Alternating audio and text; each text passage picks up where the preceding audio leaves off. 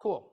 Now, right heart failure, 1, 2, 3, 4, JVD, hepatocytic lymphocytes edema, and S3, and shortness of breath redistribution symptoms.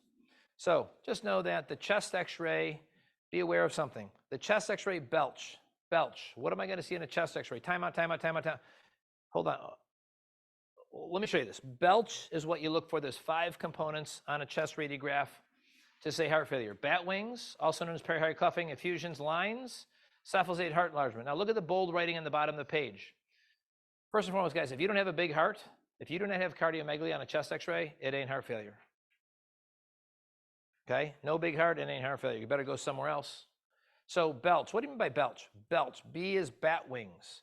Do I see perihilar effusions? Like, do I see the hilum looking engorged?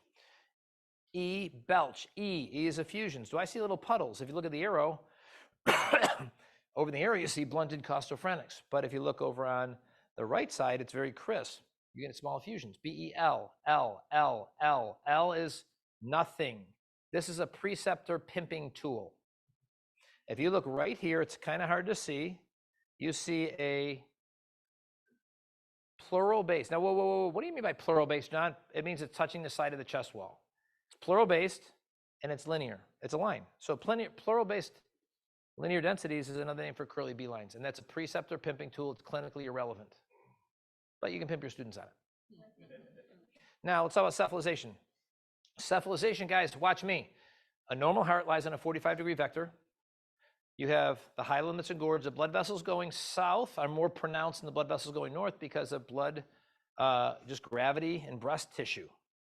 So let's just say someone comes with heart failure. What happens is the hilum engorges. The vessels go down, gets thicker. The hilum gets big. It swells the lung, and then it pushes blood vessels north. Okay? Those blood vessels getting pushed north are called cephalization. Okay. Now let's say my friend here, we start working in the same facility, and she looks at the x-ray and she goes, I wonder if that's cephalization. Is that cephalization? Is blood being pushed toward the head? Cephalization. So she says, hey, John, can you look at this x-ray? I say, sure. She goes, John, do you think this is cephalization of flow? Now, I'm going to talk to you guys about something that is very, very, very, very important, especially when it's going to come to musculoskeletal, so I hope you can hear me. She says, John, do you think that that's cephalization of flow? Let me tell you exactly what's going to go through my head. This is what I'm going to do. I'm going to go like this. I'm going to go.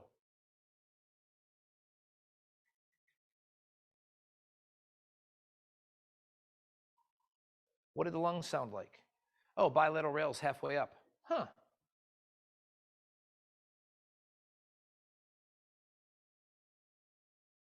What was the O2 sat when she came in? Oh, 88% room air. Huh.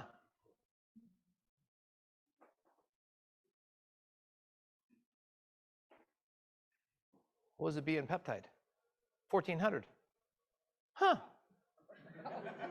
Yeah, that's cephalization. Of course it is. Everybody would know.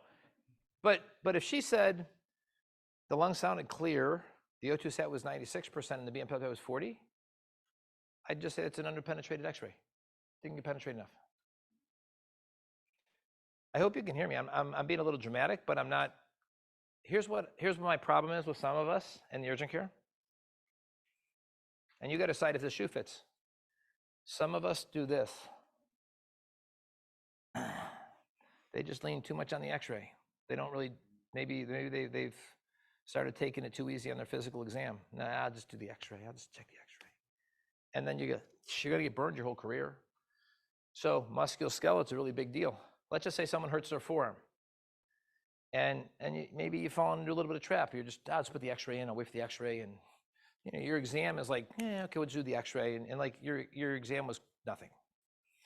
And then when the x-ray comes back, you got to look at about 30 to 40 centimeters of area. You got to look at 30 to 40 spots to see if you see any deviation from norm. And the bottom is you're going to miss things. I'd submit to you this, for the rest of your career, starting today, do a really good physical exam. Musculoskeletal, you got to hurt them. You got to say, listen, I got to push things. It's going to be uncomfortable. Now let's just say, instead of doing this loosey-goosey exam, you decide today, okay, I'm going to do what John said. So you come, someone hurts their arm, and you go, does it hurt there? No. Okay. Does it hurt there? No. Does it hurt there? No. Does it hurt there? Oh, yeah, it hurts there. Well, guess what? When you get your x-ray back, I don't even have to look here. I had no pain. I can look right there. And you know what happens for the rest of your career? You don't miss any fractures. Okay? BLCH, H is heart enlargement. Guys, if you don't have a big heart, it's not heart.